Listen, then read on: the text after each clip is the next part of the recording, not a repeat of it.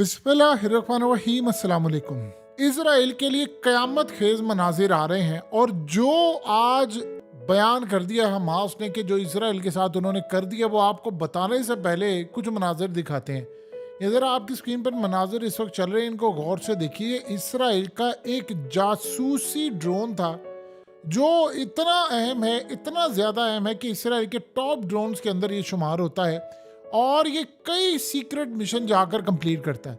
अब अजीब बात यह है कि हमास ने इसको गिरा लिया या इसको उतार लिया। कैसे उसको उतारा है कि ये ड्रोन मुकम्मल तौर पर तबाह नहीं हुआ, और अब उन्होंने काम ये किया है कि इस ड्रोन को इस्तेमाल कर रहे हैं खुद और उसकी सारी टेक्नोलॉजी पर अबूर हासिल कर लिया है।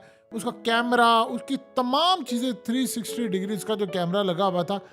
अब आप ये देखें कि इस वक्त इसराइल के तकरीबन अगर आप देखें तो 18 के करीब ड्रोन्स उनके गिर चुके हैं, हेलीकॉप्टर्स तबाह हुए हैं।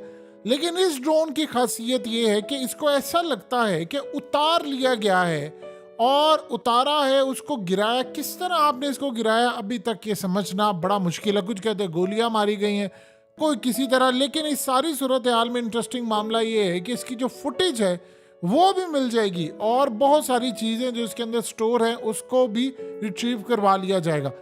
अब इसराइल के लिए इस वक्त चीखों का सामान है कि उसकी टेक्नोलॉजी किस तरह गारत हो रही है, कैसे नुकसान पहुंच रहा है और कैसे उसके ड्रोन्स हमास के कब्जे में जाना शुरू हो गए। आप ज़रा ये मंजर देखें।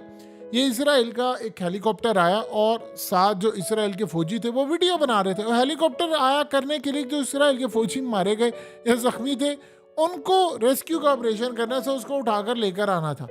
और हुआ क्या है कि बजाय कि वो हेलीकॉप्टर यहाँ पर आता और पकड़ता, उसके ऊपर मिसाइल दागने शुरू कर दिया और वो वहां से पलट कर भाग गया और किसी और जगह पर चला गया। यानी इतनी लड़ाई हो रही है कि इसराइल का जो मिशन है वो बुरी तरह बर्बाद हो रहा है। यानी ये सूरत हाल इस वक्त इसराइल की पैदा हो गई है कि उसका हेलीकॉप्टर आ रहे हैं और वो जाने की कोशिश कर रहे हैं और वो भाग कर चले जाते हैं। यानी हर तरह से अगर आप देखें तो इसराइल की नाकामी आपको हर तरह नजर आ रही है। अब आप देख लें कि ये मामला चल रहा था, दूसरी जानिब सबसे बड़ा जो इसराइल को झटका ये लगा है, इराक के प्राइम मिनिस्टर ने तो तहलका मचा दिया है। चाइना और रशिया ने इराक के प्राइम मिनिस्टर की बैक पर जो कमाल काम किया है, उन्होंने ऐलान किया है कि अमेरिका यहाँ से बोरिया बिस्तर उठाए और निकले यहाँ से। यानी अमेरिका को किक आउट करने का फैसला किया है। उन्होंने कहा है कि अमेरिका के साथ सारी कोलेशन और तमाम चीज़ें, अब हमें कुछ नहीं चाहिए। यानी अमेरिका यहाँ पर अपने फौजी अड्डे उठाए, अमेरिका यहाँ से निकले, हम अमेरिका को अपने मुल्क से निकालने जा रहे हैं। ये इतना बड़ा झटका है इसराइल के लिए, इतना बड़ा झटका है कि अमेरिका वो वाहिद कंट्री है जो कि मदद करता रहा है इसराइल की। मिडिल ईस्ट के अंदर आकर बैठा था और वो आया इसराइल की हिफाजत के लिए था। अब हो ये रहा है कि मिडिल ईस्ट के अंदर चूंकि पुतिन का राज इस वक्त चल रहा है, इस वक्त रशिया का और साथ चाइना का जो राज है वो अरूज पर जा रहा है। और देखिए दूसरी बात ये है कि जब आपकी ताकत गर्क होती है, जब यमन ने उसकी ताकत का कचूमर निकाल दिया है, तो फिर सूरत हाल तो यही पैदा होनी थी कि आहिस्ता आहिस्ता आहिस्ता आहिस्ता करते करते सूरत हाल यहाँ तक आ गई है कि अमेरिका अब पूरी तरह तबाही का शिकार हो रहा है। और अमेरिका को यानी उसकी ताकत का जो जनाजा निकाला है, उसकी जो फ्रस्ट्रेशन बाहर निकल रही है, जिसकी रेपुटेशन गई है, अब सारे ममालिक कह रहे हैं कि क्या अमेरिका है, एक यमन से मुकाबला करने की तो उसके पास कैपेसिटी नहीं है, तो हमारी हिफाजत करेगा। अब सारे इसको निकालें। अब ये यहाँ पर झटका ये लग रहा है कि आहिस्ता आहिस्ता सारे अपने मुल्क से अमेरिका के फौजी अड्डे निकालना शुरू कर देंगे, क्योंकि सबको ये पता है कि अमेरिका जिस जंग को शुरू करने जा रहा है वो इसको एक्सपैंड करके पूरा रीजन जो है वो उसमें ये लेने जा रहा है जंग, यानी पूरी तरह उसको फैला देगा। आप अगर गौर करते जाए तो इस जंग को अगर आप देखेंगे तो इसराइल की टेक्नोलॉजी यहाँ पर फेल हो रही है। आज देख लें कि 100 से ज्यादा लिबनान ने हमले कर दिए, 100 से ज्यादा, और ये अंदाजा नहीं था कि इतने ज्यादा हमले हो जाएंगे। आप अगर गौर करें तो सारे फ्रंट खुलते जा रहे हैं। यानी लिबनान वाला जो फ्रंट है वो तो बड़ी तेजी से खुलता जा रहा है। इसराइल की जो फौज है वो प्लान कर रही है कि हमने मिलिट्री ऑपरेशन करना है यानी हिजबुल्लाह के खिलाफ, ताकि उसको बॉर्डर से हम दूर रखें। अब हजारों के करीब, यानी आप ये समझ लें पहले बात ही, अब तो तकरीबन 2 लाख से ज्यादा जो इसराइली हैं वो असल में लिबनान की साइड से जो बॉर्डर वाला एरिया है वहाँ से निकलकर वो दूसरी जगह उन्होंने शिफ्ट कर दिया, और उनका खर्चा पानी, जॉब्स, ये वो उनकी इकोनॉमी पर भारी पड़ा है। और वो लोग कह रहे हैं कि हम नौकरी नहीं कर सकते, हम इतने ज़्यादा ट्रॉमा में आ गए हैं। 2 लाख के करीब जो वहाँ पर सेटलर्स थे उनको फारिग कर दिया है। दूसरा आप ये देखिए, आप देखिए ज़रा रीजन में जंग कैसे फैली है। यमन का महाज तो इतना ज़्यादा मामला ख़राब कर रहा है कि इसराइल पूरी तरह कंट्रोल उसका मुकम्मल तौर पर जा रहा है। और दूसरी जानिब आप ये देखिए कि अमेरिका को बाइस से जब इराक और दीगर जगहों से, यानी कि इराक से शुरुआत हुई, अब दीगर जगहों से जब अड्डे अमेरिका के ख़त्म होना शुरू हो जाएंगे, सारे उनको कहेंगे आप यहाँ से बोरिया बिस्तर उठा रहे, निकले यहाँ से, किक आउट करेंगे उनको। तो बताइए फिर उसके बाद क्या सूरत हाल होगी। जाहिर सी बात है फिर उसके बाद गैप फिल करने के लिए चाइना आगे आएगा, या फिर उसके बाद रशिया आएगा, और वो मिडिल ईस्ट की कंट्रीज को खतरा भी नहीं होगा क्योंकि उनके ईरान के साथ बड़े अच्छे ताल्लुकात हैं, रूस के ताल्लुकात बड़े अच्छे हैं, चाइना के बड़े अच्छे ताल्लुकात हैं। इसी तरह इराक का जो फ्रंट है वो अब खुल जाएगा इजराइल के खिलाफ। अब आप ये देखिए कि इस वक्त मामला इतना ज़्यादा ख़राब है कि ईरान के फॉरेन मिनिस्टर ने ऐलान किया कि हमारी हमास से बात हुई है। तो हमने उनसे पूछा है कि आप हमें ये बताइए कि आपके पास कैपेसिटी कितनी है, हम आपकी मदद करने के लिए आए।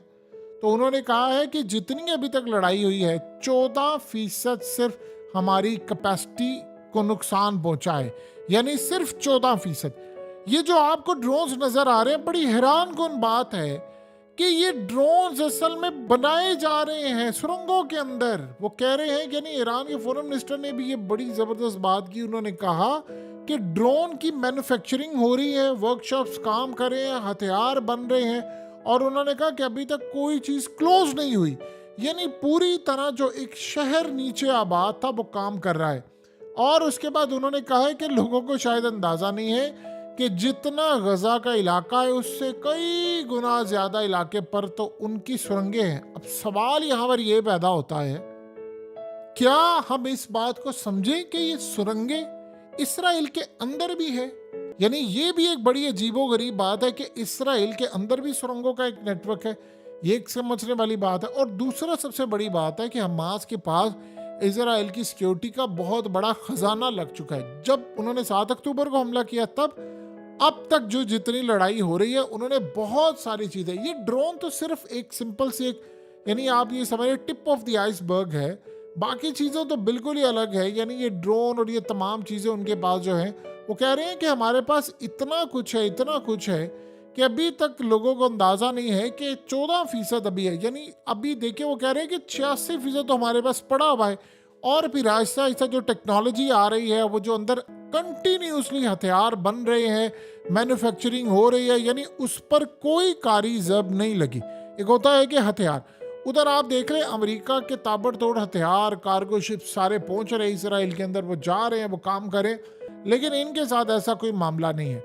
अब सबसे बड़ी बात यह है कि अब आप ये देखें कि हमास के जो तर्जुमान है अबू उबैदा, उन्होंने कहा है कि हमने बड़े साल प्लानिंग की थी, और हमने ये जो ऑपरेशन था जिसको ये तूफान अलक्सा का नाम दिया है, उन्होंने कहा इस तक पहुंचने के लिए हमें बड़े साल लगे, हमने बड़ी मेहनत की है, बरसों से लड़ते लड़ते हमारी ये कैपेसिटी हुई है कि आज हमने एक न्यूक्लियर पावर को गले से पकड़ा हुआ है। उसने कहा इसराइल का तो हम सफाया करने जा रहे हैं, और याद रखिएगा हम और अपनी हमारी जो कौम है, हम मिलकर ये जितने भी मामला, यानी मस्जिद अक्सा और इसकी हिफाजत के लिए लड़ाई कर रहे हैं। उसने कहा इसराइल से अब कोई बात करने वाला टाइम खत्म हो गया है, कोई बात नहीं होगी, कोई डील नहीं होगी। तब बात होगी जब इसराइल ये फैसला करेगा कि वो गजा पर मुकम्मल तौर पर अपनी दरिंदगी, दहशतगर्दी और ये तमाम चीज़ें बंद करेगा, फिर जाकर कैदियों का मामला और उसकी बातचीत होगी। उन्होंने कहा कि अब अमेरिका क्या, दुनिया की सारी ताकतें भी मिल जाएं, वो इसराइल को बचा नहीं सकती। अब आप जो मर्जी कर लें, अमेरिका चाहे आगे बड़े, हथियार दे, पैसा दे, जो मर्जी करे। उन्होंने कहा कि तारीख ये गवाह है कि जब भी मजलूम कहीं फंसता है खुदा ने मदद भेजी है। उन्होंने कहा कि इस दफ़ा हमारी ऐसी मदद आई है कि हम अमेरिका तो छोड़ें, हम इसराइल को यहाँ टिकने नहीं देंगे। और दूसरी मज़े की बात यह है कि उन्होंने कहा कि हमने 2 दिनों में इनके 3 हेलीकॉप्टर्स को तबाह कर दिया है। 3 हेलीकॉप्टर्स, ये अब तक की सबसे बड़ी डेवलपमेंट है जो कह रहे हैं, क्योंकि पहले ड्रोन तबाह हो रहे थे, अब वो कह रहे हैं कि हमने हेलीकॉप्टर्स तबाह कर दिए। और जो सबसे बड़ी उन्होंने बात की, उन्होंने कहा कि इनके पास टैंक्स खत्म हो रहे हैं, 825 हम इनके टैंक और फौजी गाड़ियां हमने इन 83 दिनों में इनकी तबाह की हैं। और इस सारी सूरत हाल में उन्होंने कहा है कि हमने इनके ड्रोन्स भी तबाह किए हैं और हम इनके ड्रोन्स तमाम चीज़ें पिछले काफ़ी अरसे से तबाह करते जा रहे हैं। अब आप ये अंदाज़ा यहाँ से कर लें कि अब एक और उन्होंने हमला किया कि एक खान यूनिस का जो इलाका था उसमें इजराइल के फौजी जा रहे थे पैदल, लेकिन इनको पता नहीं था कि एक जगह के ऊपर उन्होंने बारूदी यानी चीज़ें नस्ब की हैं और वहाँ से वो गए और फौजी भी मारे गए और उसके साथ ज़ख्मी होने वालों की जो तादाद थी वो भी बहुत ज़्यादा थी। अब आप ज़रा एक बात का अंदाज़ा लगा लें कि इस वक्त इजराइल की सिचुएशन क्या हो चुकी है, यानी इजराइल का जो मामला है इस वक्त इतना ज़्यादा ख़राब हो चुका है कि जिसका हम लोग अंदाज़ा भी नहीं लगा सकते। देखिए, सबसे बड़ी बात यह है कि हथियारों का जहाँ तक मामला है वो अमेरिका की जानिब से खेप तो आ रही है, वो आ रही है। यही बात तो ईरान के फॉरेन मिनिस्टर ने भी की। उसने कहा कि आप लोग हमें ये बता दें कि अमेरिका कहता है कि मैं इस जंग को ख़त्म करना चाहता हूँ, तो हथियार क्यों दे रहे हो तुम इसराइल को? ये बात ज़रा दुनिया को आकर बता दो कि हथियार क्यों तुम लोग दे रहे हो। अगर तुम ये ख़त्म करना चाह रहे हो तो फिर बैठो। लेकिन प्रॉब्लम अब ये हो रही है कि इसराइल के खिलाफ, यानी आप ये देखिए कि यूरोप के अंदर जो जितने ममालिक हैं उन्होंने क्यों यमन ऑपरेशन से इनकार कर दिया। वो कह रहे हैं कि हमारे अपने मुल्क के अंदर फसाद मचने का खदशा ये है कि अवाम सड़कों पर आ जाएगी और अवाम इस वक्त इतनी बिफरी पड़ी है कि उसमें मुसलमानों की एक बड़ी तादाद है। वो कह रहे हैं कि सड़कों पर एहतजाज हो रहा है, हमें इसराइल की कोई बात नहीं माननी, ना हमने इसराइल से कोई फेवर लेनी है, ना उनकी मदद करनी है, तो हम इसराइल की मदद करने के लिए अमेरिका के साथ मिलकर ऑपरेशन यहाँ पर नहीं कर सकते। दूसरा, आप ये देखें कि ईरान ने जो नए ड्रोन अपने, खास तौर पर ये शाहिद ड्रोन जो उन्होंने अब नया आया है, इससे तो जंग का रुख मजीद तबाह होने जा रहा है। यानी ये अब आप सोच लें कि कई सौ किलोमीटर जो पहले था, यानी आप देख लें 600-700 किलोमीटर से भी ज़्यादा फी घंटे की रफ्तार से ये ट्रैवल करता है। और अमेरिका की मिलिट्री बेसिस, चाहे वो इराक में हो या कहीं और हो, या फिर उसके अलावा उसके जहाज़ हों, इन सब की मालूमात वो इकट्ठी करेगा और इकट्ठी करके वो पूरी तरह मैनेज करेगा और उसके बाद डिटेक्ट नहीं हो पाएगा और अमेरिका के एयरक्राफ्ट कैरियर दूसरी चीज़ों को नुकसान पहुंचाएगा। अब आप ये देखें कि एक तरफ ईरान वो बनाई जा रहा है नई चीज़ें, दूसरी जानिब इसराइल और ये तमाम चीज़ें, उनकी टेक्नोलॉजी भी हाथ लग रही है। अब इसराइल की जो ड्रोन टेक्नोलॉजी है जो हमास के पास है, ये जाहिर सी बात है आगे ट्रैवल करके उन्होंने हिजबुल्लाह तक पहुंचानी है, उन्होंने आगे ईरान को पहुंचानी है और ईरान ने इस टेक्नोलॉजी पर काम करना है कि क्या चीज़ें। जाहिर सी बात है, देखिए दो चीज़ें समझिए, ये जो जंग इस वक्त इसराइल की है, इसराइल ने अब तक जो ड्रोन्स अपने मैदान में उतारे हैं वो सबसे टॉप के ड्रोन्स हैं। ये नहीं है कि वो थर्ड क्लास उतारे हैं, बल्कि कुछ ऐसे ड्रोन्स भी उन्होंने मैदान में उतार दिए जिसका आज तक किसी को पता भी नहीं था। अब उनमें से बहुत सारी चीज़ें हमास के हाथ में लगना शुरू हो गई। तो टेक्नोलॉजी का वो लेवल जो, देखिए एक बात समझिए, इसराइल ड्रोन टेक्नोलॉजी में बहुत आगे है, बहुत ज़्यादा आगे है। लेकिन शायद इस दफ़ा दुनिया ये देख रही है कि टेक्नोलॉजी कैसे बर्बाद होती है। हम शायद उस दौर में जी रहे हैं जहां पर हम बड़ी ताकतों को छोटी ताकतों के हाथों मार खाते हुए देख रहे हैं। यानी अमेरिका को अफगानिस्तान में, इसराइल को यहाँ पर, और इसी तरह हम दुनिया के दूसरे कोनों में ये सारे का सारा काम होते हुए देख रहे हैं। देखिए अगले कुछ अरसे के अंदर हालात ये बता रहे हैं, इंडिकेट कर रहे हैं कि चीज़ें मुकम्मल तौर पर इसराइल के कंट्रोल से तो बाहर जा रही हैं, अमेरिका के कंट्रोल से भी चली जाएंगी। अब जब मिलिट्री बेसिस से आप इनको फारिग कर देंगे तो एक बात याद रखिएगा, फिर आने वाले वक्त के अंदर हालात ये बता रहे हैं, इशारा कर रहे हैं कि अमेरिका को इसराइल को कहना पड़ेगा कि तुम इस जंग को ख़त्म करो, क्योंकि हमें यहाँ से निकाल दिया अगर उन्होंने। देखिए क्यों मिडिल ईस्ट की कंट्रीज चाहेंगी कि वहाँ पर कोई लड़ाई की सूरत हाल पैदा हो। बताएं कोई अपने मुल्क के अंदर चाहेगा कि अमेरिका की जंग, अमेरिका के जहाँ पर अड्डे हैं, अगर ये देखिए यमन, अभी तक ये जंग क्यों नहीं हो पाई अमेरिका की जानिब से? क्योंकि मिडिल ईस्ट की कंट्रीज, सऊदी अरब सब ने इनकार कर दिया कि भाई हमने आपको सपोर्ट नहीं करना। अब अमेरिका को ये अंदाज़ा है कि जब जंग होगी तो मुझ पर हमले होंगे और मेरे मुल्क का मामला ये है कि ये ममालिक मुझे कह देंगे कि आप फौजी अड्डे यहाँ से उठाए निकले, और आपने देख लिया उसकी शुरुआत हो चुकी है। सो आने वाले वक्त के अंदर हालात ये बता रहे हैं कि जब शुरुआत बढ़ती जाएगी, चीज़ें बढ़ती जाएंगी, तो अमेरिका क्या बाकी सारी ताकतों का भी बोरिया बिस्तरा यहाँ से गुल होना पड़ेगा। सो कुल मिलाकर अगर सूरत हाल देखें तो अमेरिका क्या बाकी ताकतों का भी यहाँ से मामला काफ़ी हद तक ख़राब हो गया। इसराइल का आखिरी चैप्टर है ये। यहाँ तक जो मामलात हैं कि जंग तो कम से कम साल 1.5 साल वो कहते हैं हम लड़ने के काबिल हैं, यानी हमास के पास इतनी चीज़ें, और जब खत्म होगी ईरान दे देगा। लेकिन तब तक इसराइल का कितना नुकसान हो चुका होगा, उसके कितने फौजी मारे जा चुके होंगे, नक्शा क्या बदल जाएगा दुनिया का, और इलेक्शन अमेरिका के सर पर खड़े, ये तो आने वाला वक्त बताएगा।